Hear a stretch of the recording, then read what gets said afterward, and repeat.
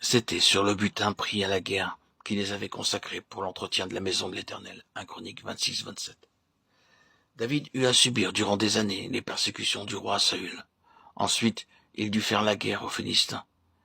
Mais il nous est dit aussi qu'après chaque victoire, ils purent rassembler du butin. Leur première pensée fut celle-ci.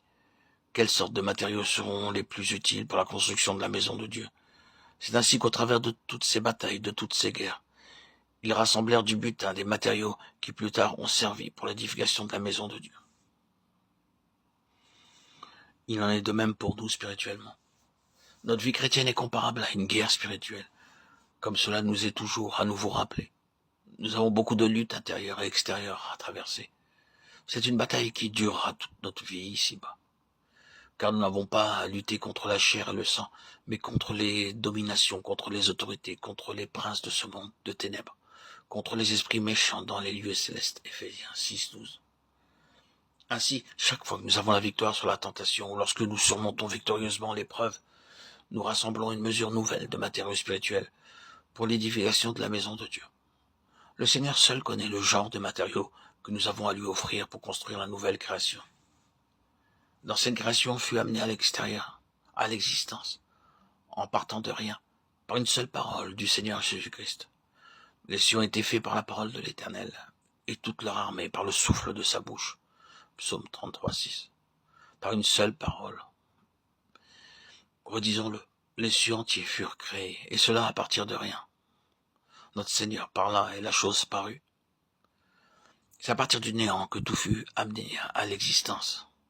Au commencement, sans qu'il fût nécessaire de labourer, de semer, de travailler la terre, tout fut créé spontanément, tel quel. Puis Dieu dit que la terre produise de la verdure, de l'herbe portant de la semence, des arbres fruitiers donnant du fruit selon leur espèce, et ayant en eux leur semence sur la terre. Et cela fut ainsi. Genèse 1-11. C'est ainsi qu'en partant de zéro et par une seule parole, tout fut amené à l'existence. Mais en ce qui concerne la nouvelle création, elle ne peut être créée que par notre collaboration avec le Seigneur. C'est pour cela que nous sommes appelés par notre nom dans la Nouvelle Jérusalem. Nous sommes aussi appelés la fiancée, l'épouse du Seigneur. Et je vis descendre du ciel d'auprès de Dieu la ville sainte, la Nouvelle Jérusalem, préparée comme une épouse qui s'est parée pour son époux. Et j'entendis du trône une forte voix qui disait, « Voici le tabernacle de Dieu avec les hommes. Il habitera avec eux. Ils seront son peuple, et Dieu lui-même sera avec eux. » Apocalypse 21, 2, 3. C'est ainsi que nous tous réunis, nous formons la nouvelle création de Dieu pour les âges à venir. Toutes les épreuves, les afflictions et les luttes que nous traversons et que nous passons victorieusement sont l'occasion pour nous de rassembler des matériaux pour constituer la nouvelle création de Dieu. C'est pour cette raison que dans la parole de Dieu, nous sommes appelés le trésor particulier, les perles de grand prix, ou par d'autres qualificatifs, car l'Éternel s'est choisi Jacob, Israël, pour qu'il lui appartint. Psaume 135, 4.